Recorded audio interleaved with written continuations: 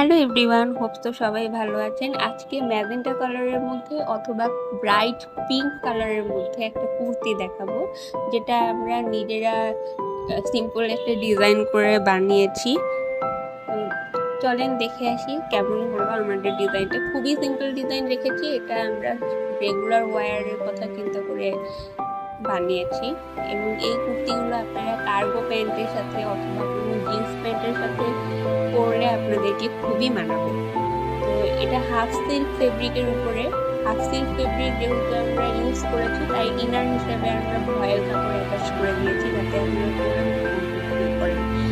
তো জামার স্লিভ অংশটা আপনারা দেখতে পাচ্ছেন খুব সুন্দর করে ডিজাইন করে দেওয়া আছে।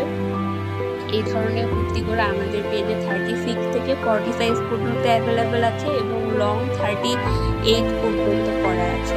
যেহেতু আমরা জিন্স